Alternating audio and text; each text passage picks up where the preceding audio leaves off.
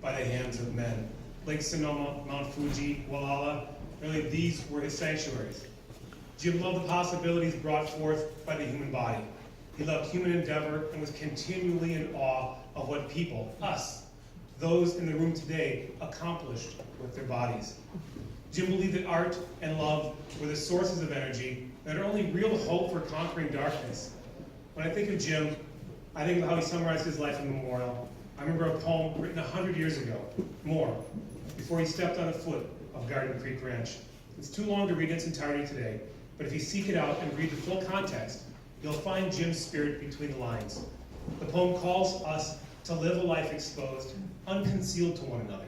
It's a celebration of the body and describes in loving detail the form of both man and woman.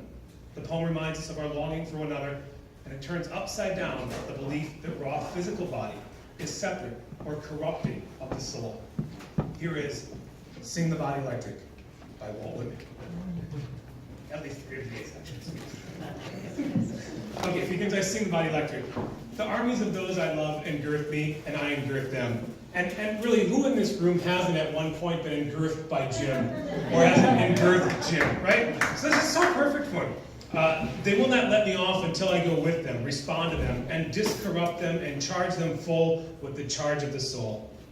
Was it doubted that those who corrupt their own bodies conceal themselves? And if you know Jim, he was very good at unconcealing himself. And those who defile the living are as bad as those who defile the dead. And if the body does not fully as much as the soul, does not do as fully as much as the soul, and if the body were not the soul, what is the soul?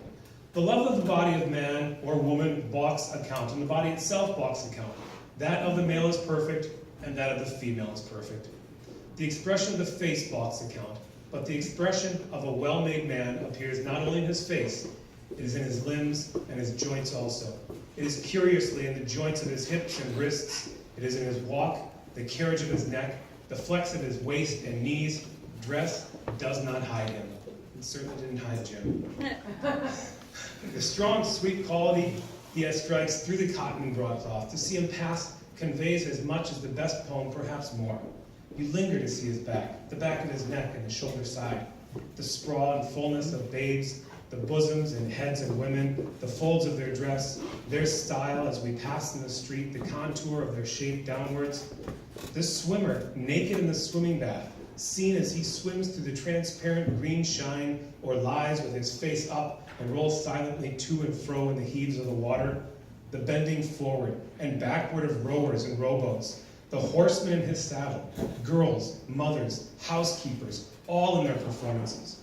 The group of laborers seated at noon with their open dinner kettles and their wives waiting, the female soothing a child, the farmer's daughter in the gardener cowyard, the young fellow hoeing corn, the sleigh driver driving his 6 horses through the crowd, the wrestle of wrestlers, 2 apprentice boys, quite grown, lusty, good-natured, native-born, out in the vacant lot at sundown after work, the coats and caps thrown down, the embrace of love and resistance, the upper hold and under hold, their hair rumpled over the blinding eyes, the march of firemen in their own costumes, the play of masculine and muscle through clean-setting trousers and waist straps, the slow return from the fire, the pause when the bell suddenly strikes again, and the listening of the alert, the natural, perfect, varied attitudes, the bent head, the curved neck, and the counting, such like I love.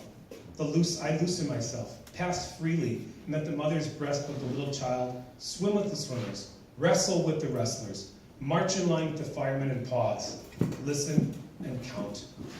I have perceived that those be with those I like is enough. To stop in company with the rest at evening is enough. To be surrounded by beautiful, curious, breathing, laughing flesh is enough. To pass among them or touch anyone or rest my arm ever so lightly around his or her neck for a moment, what is this then? I do not ask any more delight. I swim in it as is in the sea. There is something in staying close to men and women and looking on them, and in the contact and odor of them that pleases the soul well. All things please the soul, but these please the soul.